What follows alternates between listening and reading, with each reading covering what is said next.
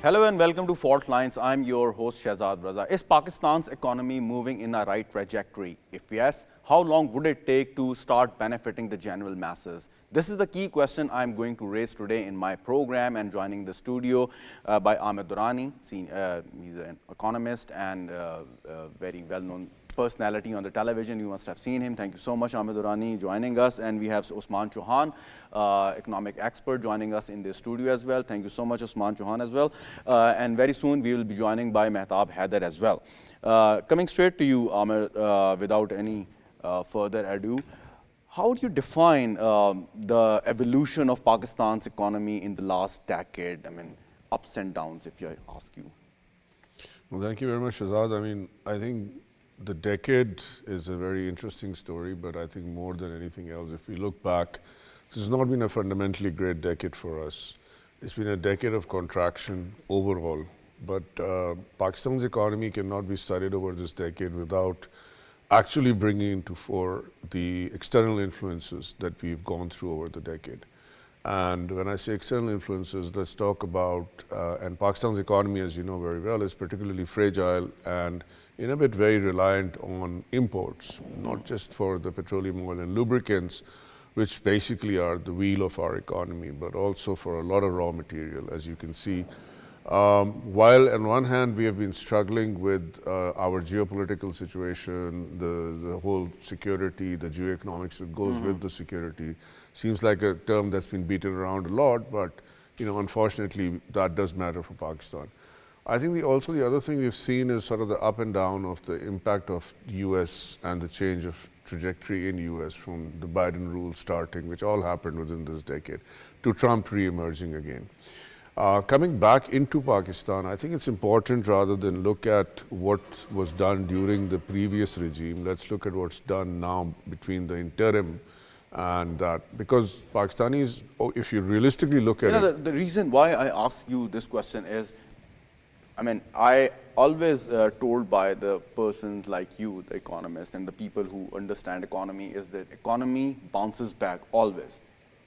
So once we were seeing, the lower trajectory or the downward trend, so it is the time that we may see some, positive developments, and actually which would benefit the general masses. Okay, so first, Shahzad, let's be clear. I'm not an economist. I keep correcting you. I'm a student of economics for the last 30 years, right? So I'm fundamentally a development specialist. Sure. So let's talk a little bit, and that's why, because I do work on intersectional issues. So this bouncing back scenario, I mean, for anything to bounce back, there's got to be air in it. Starting with the simple basketball, if you don't have the problem on it, it's not going to bite. So what's air for this economy? What's air for our economy? I mean, realistically speaking, what are the strengths of our economy? Our economy has always been, and I mean, at least so far, has been an agrarian economy. I mean, more than 60–70% of all people employed are in the directly or indirectly connected with the agricultural sector. Now, the agricultural sector is not how we think of as we did in the 50s and 60s, because over time, lots of things have changed. The composition of products have changed, including the composition of food, including the composition of the clothes we wear. So it's a shifting market in terms of demand coming from that. But on the supply side also, I mean, realistically, the other thing that, other than agriculture, is really the supply of capital in the private sector, right? And the appropriate rules and regulations that let that flourish. Again, that's the second part of the air. You can call it pretty much the valve that will allow the air to be filled. We have performed very poorly on both this financial inclusion. We performed very poorly on essentially making sure that credit spreads around to pretty much every, and the SMEs, so again, despite everything, the 3–4 million SMEs in Pakistan, I mean, are really the driving wheel of Pakistan, right? Although we try to focus more on the 30 or textile large units and the final product producers. We focus more on the Pakistan Stock Exchange, 300 to 400 people there. But I think that Pakistan's economy to bounce back, the third element, which is very critical, is stability. And by stability, it's a multi-pronged thing. It's not just saying, oh, the government has changed. No, governments change everywhere. It's the stability of rules, the stability of policies, stability of regulations, stability of the basic ability And how possibly can you achieve that stability? Okay, so the thing is, should be a general understanding among the politicians so or I think policymakers. that for us, and I don't want to, sort of take this too far, but realistically, we always argue, and I think the thing we forget, and I think this is a very direct answer to your question, is the depletion of skills in Pakistan in the last 10 years. Depletion of skills? Yeah. What type of skills? All skills. Okay. Just skilled people. So whether it be what about all those claims that we have a lot of talent all around? Talent and skill are two different things. Okay. You teach talent skills, right? So if a person is talented, hard work and talent and skills are three different things, right? Applied work and talent and skills are very different things. So I think where we are lacking right now for that bounce back, the fundamental, and the problem, if I may close on that, is that the reason I think the stabilization is not getting there is because the same paucity of skills that we have in the private sector, right? In any field, right? Skills, not we are talented. I don't know one to say Allah makes everyone talented in some way or other. Sure. So, but that skill thing is spreading over into our politics as well. So I would think that today's politician is far less skilled than the politician of 10 years ago. But I'll stop there. What do you say, Usman, that worst is over as far as the state of is concerned, and now we would be seeing some positive developments in near future? It is hard to say. The truth is that we are going through a decade of turbulence globally. We had COVID at the beginning of the decade. Then we had this inflation crisis right after.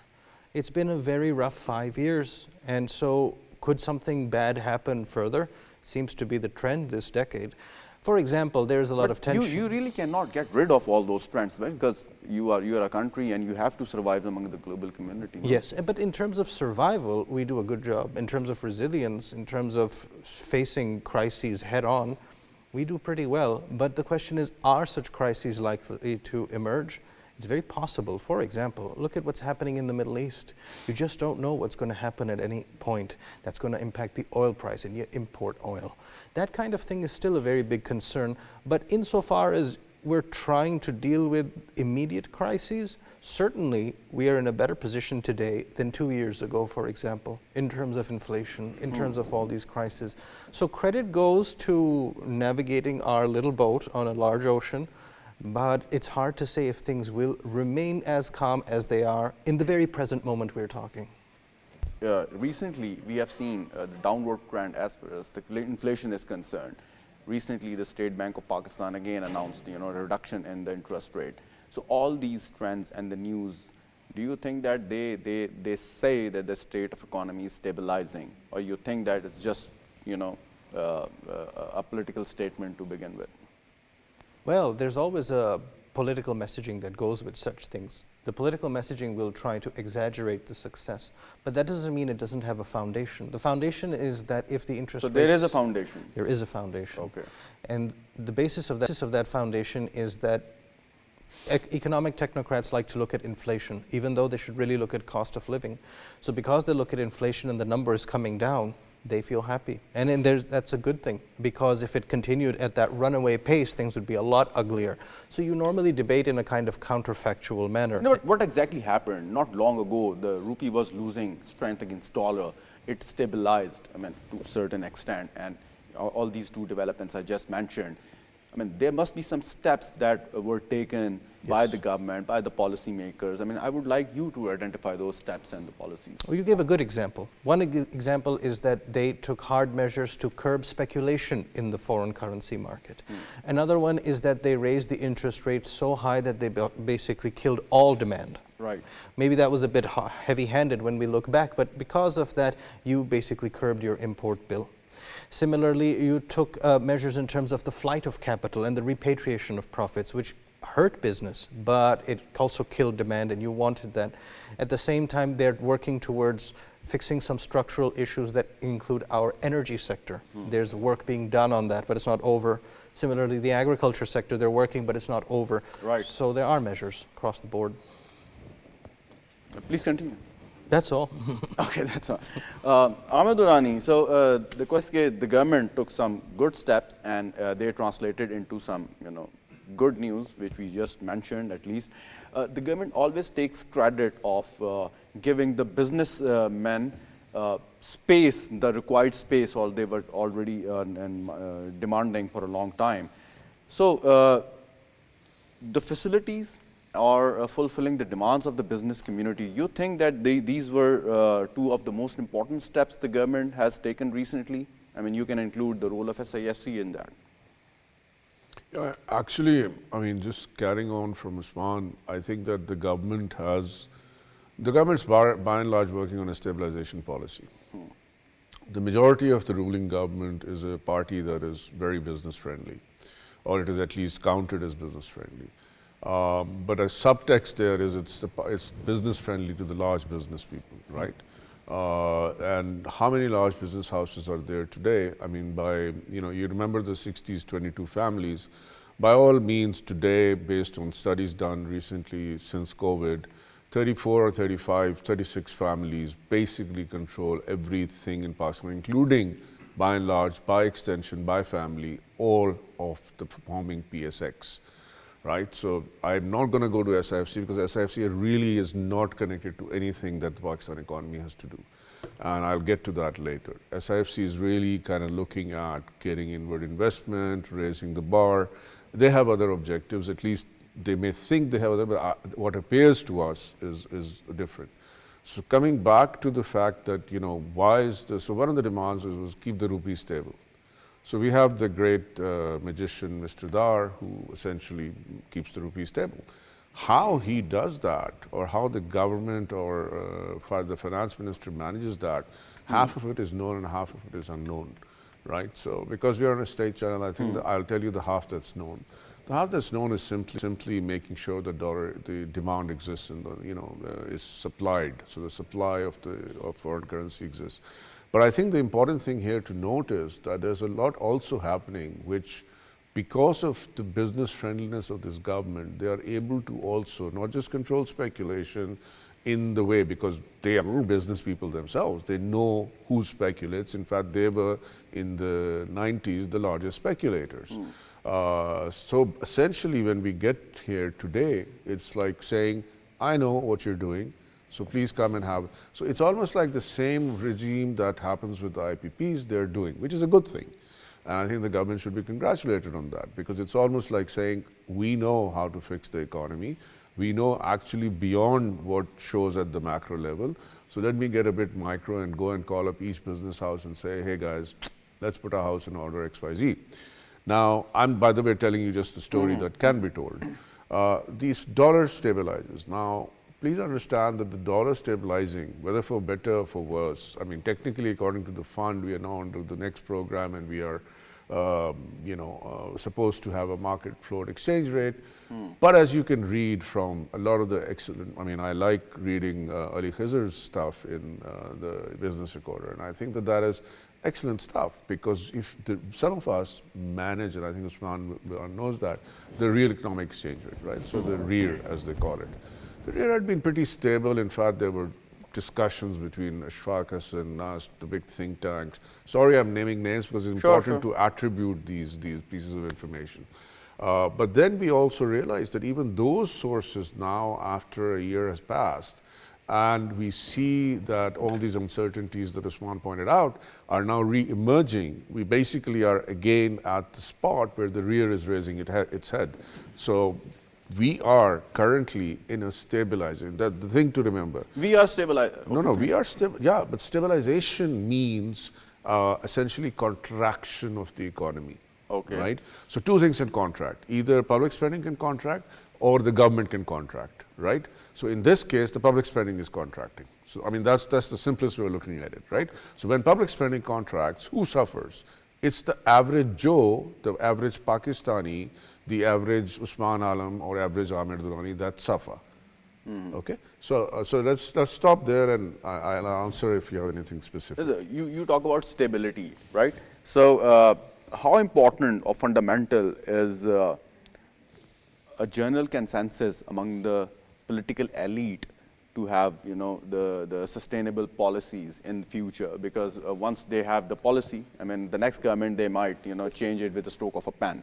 So that's the key question. The government keeps on asking all the opposition parties to sit together and at least have a charter of economy, understanding on key economic issues. So at least once we don't have that key understanding, so how would we go about it? No, I think Usman also knows that Stephen Durkin was here, right? So we know the current government's at, and I mean, your question is so apt. In fact, if you look at it, the recent book 2 years ago, there was a book launch called The Bargain of the Elites. I think you saw that, right? So the author is Stephen Durkin. He is not, he was a part of FCDO before the chief economist differed, but now he's at Oxford, right? So the Bargain of Elites says exactly what the government is following. There has been a sort of disgruntlement between classical economists and Stephen on this particular issue. The government has actually not been quite sure, because I think that the government, the one thing that they have done, yes, they are doing pretty much this, because I'm not saying they're following Durkin, but they seem to understand Durkin. However, some parts of government do, some parts don't. Amazingly, the Q bloc understands this, the Prime Minister understands this, I'm not sure the P bloc understands this. Having said that, what is the great part of this? The great part of this is that, it's a very simple theory. Instead of going just stabilization, you let the pie grow, right? As the pie grows, the elites still get their rents, but there's more to eat for everybody. Yeah. Right? So in the absence of a total annihilation of corruption, rent-seeking practices, which is part and parcel of every culture. You just see how many people have just been committed in the US. Large people with $1 trillion under their belt, have been actually put behind bars for the amount of rents and bribes. It's a part of human nature. So the thing is, for good enough governance, we need to let the pie grow. So I think that I agree with you. That's the right. Are you, Usman, you can chip in if you want to, that you increase the size of the pie, and even if there are certain issues, so you just you can shift your focus. For instance, the issue of corruption. Of course, everywhere there is a corruption. I mean, all across the globe. So, but we are, wasting so much energy in controlling or curbing corruption. But instead of focusing there, we can just increase the size of the pie. So even there is a corruption, everyone has something to eat, as Ahmed suggested. Yes, Amir Saab has hit the nail on the head. The best solution is to increase the pie. But there's a difference between third world elites and first world elites, which matters a lot. First world elites keep their money and their base of operations in the first world. They don't, so for example, American elites are not going to flee to China, or they're not going to flee to Europe. But third world elites have one foot here.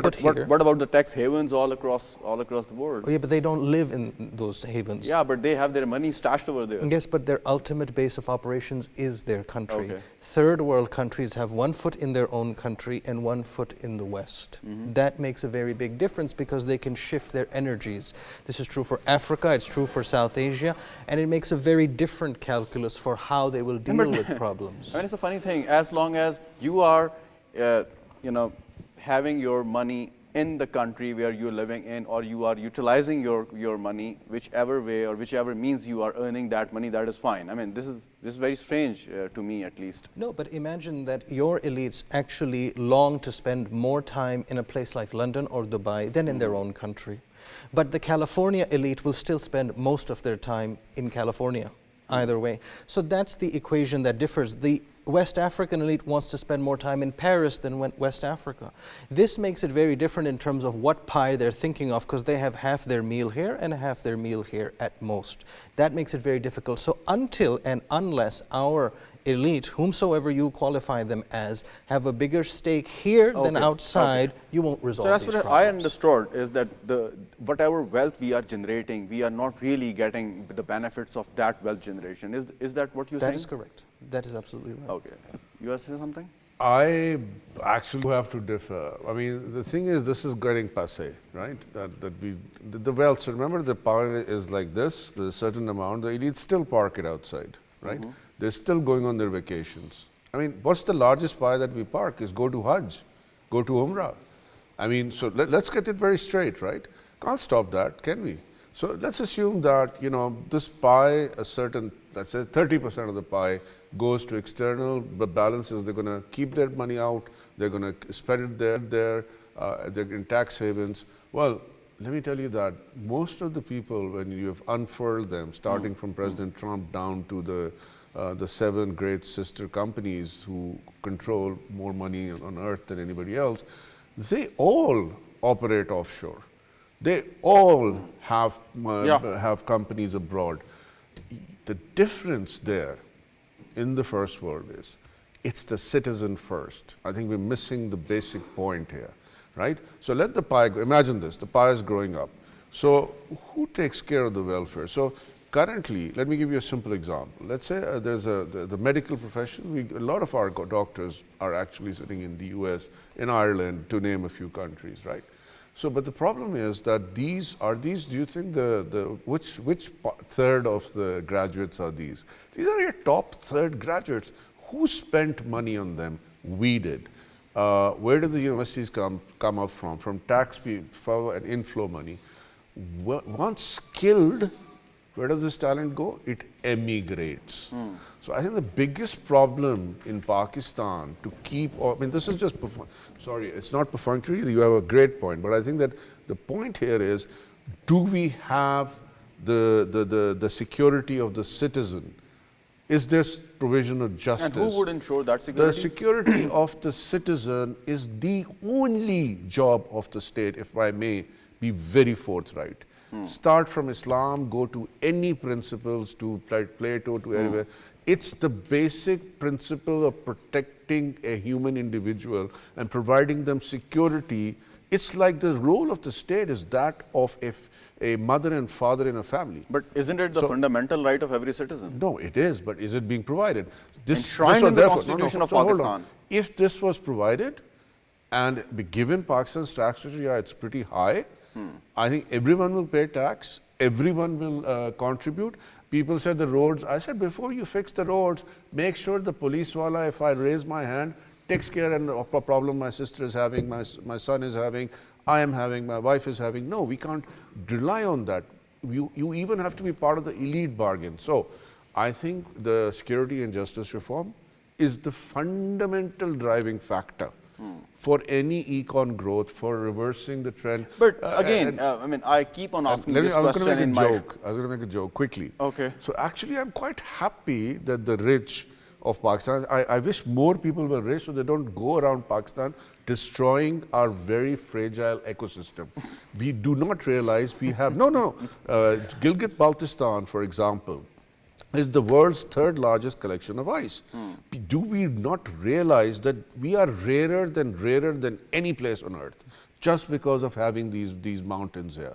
And I would prefer that they go spend their money elsewhere. However, that's a side deal. Okay, fine. But it's an endless debate, and I keep on this question in my shows that if there are lots of concerns and the questions and apprehensions by the people towards the state that the state is not fulfilling its duties. These are the questions we always hear. But okay, but once you are a citizen of Pakistan and having the social contract which we call the Constitution of Pakistan, it's your obligation to pay the taxes to become a law-abiding Pakistani citizen and fulfill your duties, right? You cannot, just go around and say, well, the government is not giving me that facility and that's why I'm behaving like this. You cannot do it. At least for us, that we have to be, a good Pakistani law-abiding, constitution-abiding citizen first, no? Yes, I fundamentally agree with you that a contract is between two parties. So it's a chicken and egg game if neither side fulfills their bargain. So as a decent person, you might as well do your part. But at some point, you will note that all states on earth are tyrannical by nature. They exercise the legitimate use of force, right? And so in order for us to accede to that, the other side of this contract has to fulfill, and it has to give two things, peace and justice. That's all it has to do. And in exchange, we will promote peace and justice too, while doing our subservient duties. No, but you compare 2025 with 2008 or 2007, and you can see that how much the governments or the state of Pakistan contributed to ensure the peace or security in the country, no? There's many ways to gauge this, but I don't think our justice But just compare the rankings- situation in back in 2007 and now in 2025. But that's an arbitrary benchmark. You might as well pick 1857. You might as well pick 1703. You might as well pick 5,000 years ago. And different benchmarks will give you different results. There was more peace I'm and giving more... you the example from the recent past. You know, the memories which are still, I mean, bad memories, but still fresh in our minds. Yes, but then why not pick the 90s? Why not pick the 70s? Why not pick this? It's arbitrary how you do that. If you don't hit a minimum threshold that the people are satisfied with, then you have to fill your side of the bargain, and the people also have to fill their side. Otherwise, it's an arbitrary measurement. Why 2008? Why not 2024? Won't you agree, AMER Durrani, that the situation as far as already is concerned, and that is fundamentally important for a good, stable economy and to attract the foreign investor, is very much stable these days compared to the last 2 decades, or to be specific, 2007. Oh, you're saying that the situation in Pakistan today is more stable than, say, 2007? Security-wise. Okay. The kind of situation we were having back in 2007. There is 2 things here. There is something called internal disarray, right? That is what I call security of a citizen, right? You have 2 different institutions that take care of internal security and the institution that takes care of external security. The internal security is really a local function. It is because we do not have a 3rd-tier government, but technically it's really the job of the district or the municipality to really patrol, police, and provide security, right? It's a provincial function in our case, right?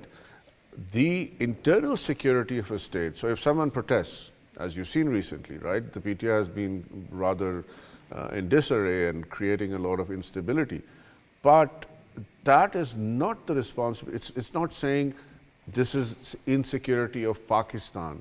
This is localized insecurity, and it has to be dealt with in a localized manner.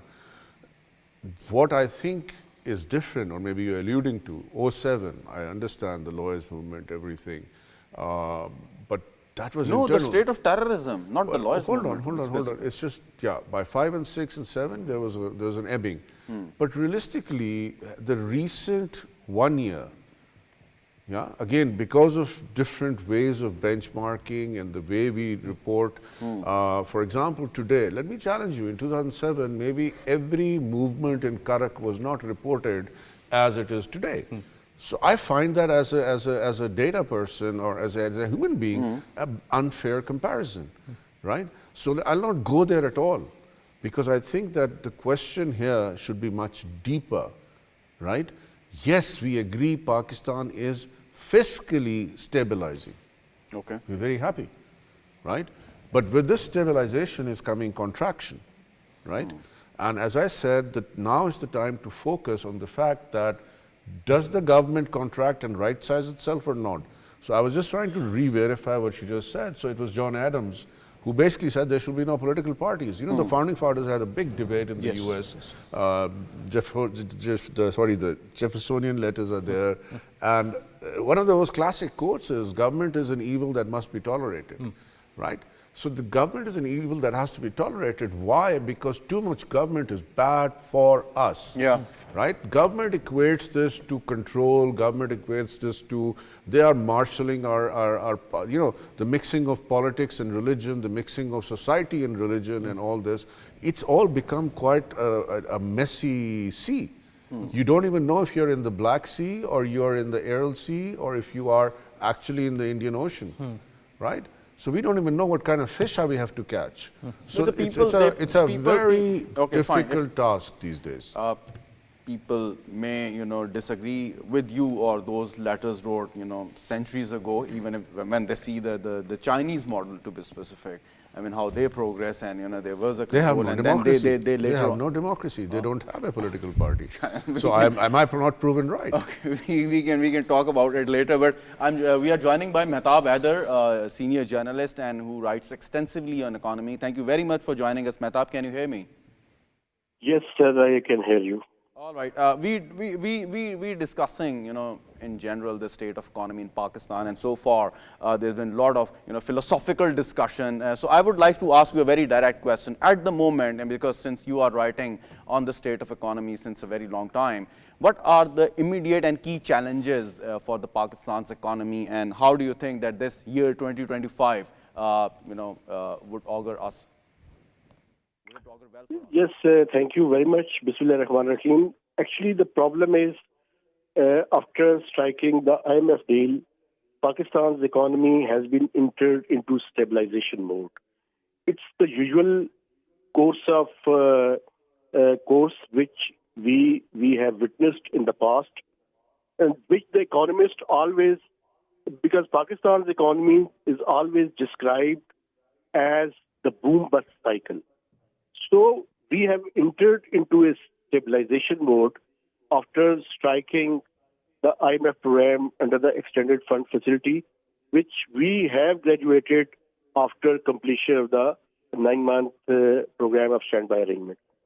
Now the problem is the economy has contracted, and because of this contraction, we have achieved stabilization. Under this stabilization, Is it a good thing or a bad thing, the contraction of economy? just I want to explain my argument. Actually, the inflation has reduced, but interest rate has also receded. But the problem is that the fundamental structural problems are there. The structural problems are, have we been able to stimulate growth without creating imbalances on our internal and external front?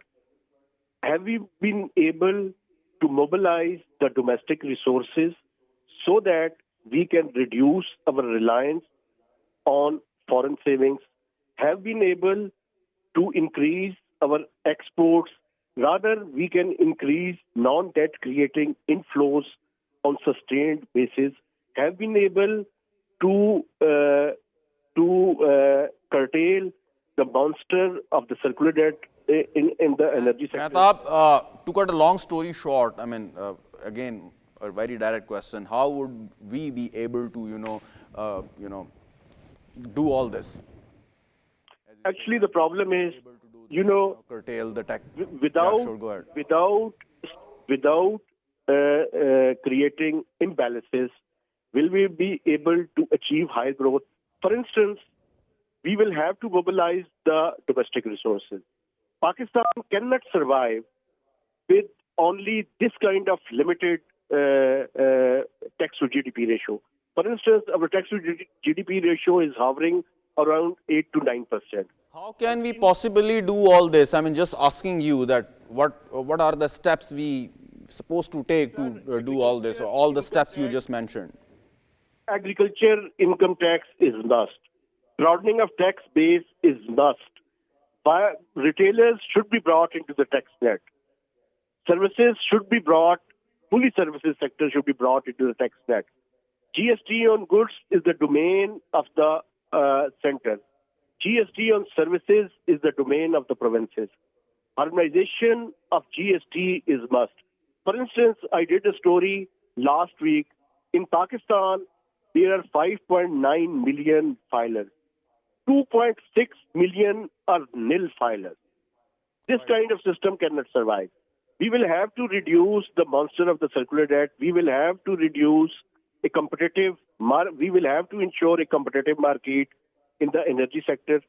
So this energy sector and the taxation problems are the structural underlying problems, and we will have to resolve that.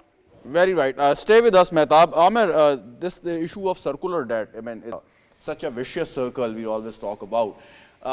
For instance, if you don't pay a bill for a month or two, and the people would come and they just disconnect your power supply, and end of the story. So how this circular debt, how it mounts all the time? How it is possible that, for instance, if a government institution or any other organization, or even the people, the domestic user, they are not paying the bill.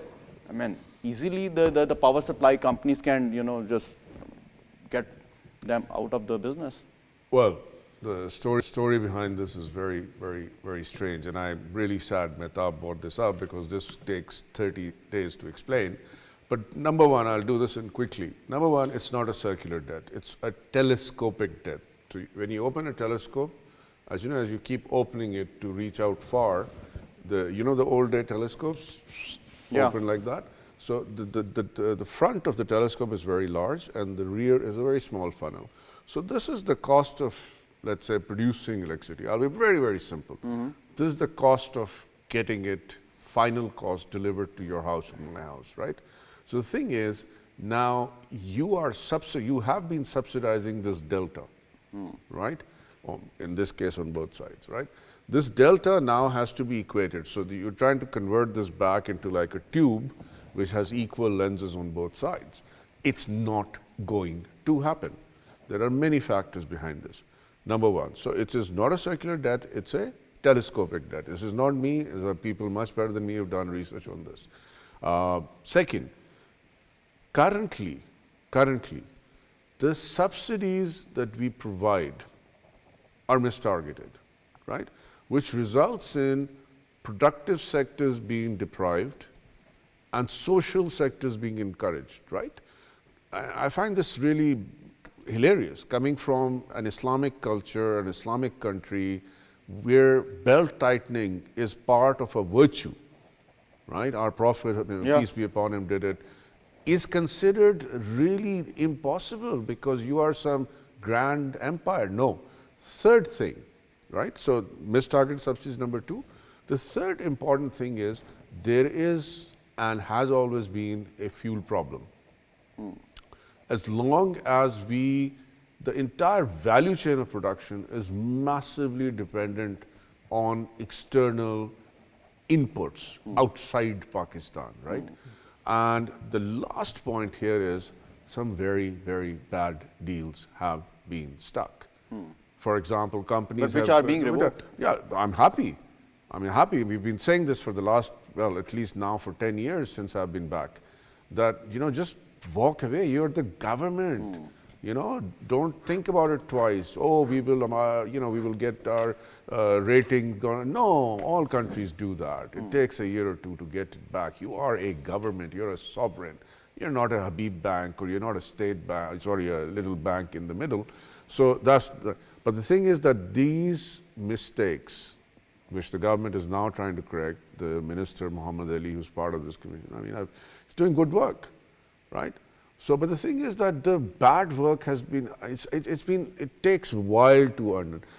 As they say, to sin, it takes a moment, but to repay and to renege and to get absolution, it might take a lifetime. Exactly. Usman, a very important point, one, that recently we are seeing some pressure as far as the tax collection is concerned. Federal Board of Revenue is missing some targets, and we believe and we hope that it would achieve the target that was set in the last budget. When you say that you place some, not to the restriction, but you become vigilant as far as the smuggling is concerned, or you talk about, not importing unnecessary goods, be the commercial or domestic use. So always there is a dent or the pressure on the FBR's collection, custom duties, for example.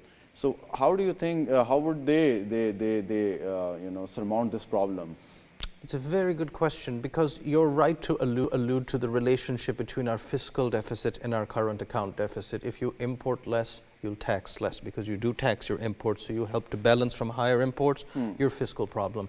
But in the larger context, I believe that too much pressure is being put on the FBR, unfair pressure, because it's one authority sitting in the center which has to deal with 25 crore people. There's no authority which is given that kind of taxation responsibility anywhere. Usually you spread it out to the ground, to the local government. You have district level stuff happening and revenue collection of various types, including provincial property taxes. MEHTAB Saab correctly correctly said, that the goods and the services are treated differently, all of this stuff. So there's only so much one authority can do, and you actually have to devolve down because we're such a big country now. That's the way to go about it. Otherwise, the FBR will constantly get pressure and will constantly miss targets, so we have to help it out. So here comes the role of the provincial governments, Yes, right? and further down. And further down, the local governments. Yes, that's right. Yeah, but I mean, always we hear this argument that, for instance, the government in Sindh, normally they say that we are the people who pay the highest amount of tax, but we were not giving the same amount of facilities in return by the federal government. I mean, these are the arguments we keep on hearing. But actually, is it the reality that the provincial government is actually collecting the taxes and sending it back to Islamabad, to FBR's kitty? Well, the province is probably the wrong lens of analysis here. It's Karachi that generates 30% of our taxes, but that's not all of Sindh. Not all of Sindh is as productive as Karachi. So that is a special case. But the point again is to go at the city level, and so you would get more out of it. No, but Karachi happens to be in Sindh, that's fine. But what I'm saying is, I mean, besides this, the fundamental factor, the situation of Karachi, the thing that what is the contribution of the provincial government in collecting and sending the tax money back to the Federal Reserve? Okay, that's a very good question. It's in terms of the balance. So how much does it take from the Federation versus give to it? At the immediate point, the first point of departure in your budget, a huge chunk goes straight from the Federation to the provinces, no questions asked. That's why you end up with this huge line items like, oh, we're so busy servicing debt. But that's because the Federation just hands it out, no questions asked. So the balance between the Federation and provinces is not in the favor of the Federation. And fiscal federalism is a problem that all large countries face. But the way we have it with 4 huge federating units, one being particularly large, and having this hollow center assuming the debts, this is not a good model for fiscal federalism, to be honest. Okay, one final question, Amer. The government is giving a lot of importance on the human resource development, the skill development you mentioned in earlier part of the program. But there are people who are pessimistic about it and saying that this is not the human resource but a population bomb which may explode in future. You don't know about it. So what are the steps the government must take to ensure that it's going to be a useful human resource in the future? No, well, I mean, to be very honest on the demographics, the government has a big problem on its hands. So fundamentally, they're right. It's really a bomb in the sense that we really need to control our birth rate. Okay, but we don't need to go helter-skelter and go the route of one-child policy because it's all kicked back. And fertility rates are very high in Pakistan, right? I mean, so there is much to be done about still in terms of population. The second part, I think where the government, so let's assume the fertility rates stay about the same or roughly the women labor force participation increases tomorrow slowly, and the fertility rates go down because there is a correlation between the two. So you basically then what do you get? You basically, if you start thinking about it, there is a problem because these are not just, when you say we have a young population, you say, okay, 15 to 30 or 15 to 35. No, it's actually the early childhood development that influences the batch of youth that you're going to get. 40% of Pakistan and Balochistan is stunting. So Pakistan is one of the 10 lowest countries in the world on stunting statistics, right? What is a stunted child? A stunted child means that it does not have the ability to think, right? It just is, the brain is not functioning. It may, so when the brain of such a child is not functioning, what happens, right? So I have been studying this quite long. So imagine that the stats, let's say 30% of the next 50 million Pakistanis that join in, 5 million Pakistani, 50 million, I was right, 50 million Pakistanis that join in are going to be stunted. 50 million? So 50 million, let's say, are going to be stunted if we're growing at this stage, right, next 50 years. What are we going to do with these people? Are they going to become Taliban? That's a bad way of putting it, but are they going to become extremist forces where are we going to find employment for them? Because they really have no skills, they have nothing. So this demographic edge that we have, let me give you Or a in a similar simple way, example we can of say Iran. they would not be contributing as they're supposed to. They're as a not normal useful Pakistani citizens citizens. in Pakistan. So in fact, the rest of the population will have to take care of them. So these older, the geriatrics in our society, the octogenarians, have to be trained to somehow So what are keep we supposed these to do? children. So essentially Quickly. nutrition. Okay. Right? Secondly, we have found now that the use, let's say increasing contraception use, that doesn't mean simply distributing. It is being it doesn't mean that women don't have children.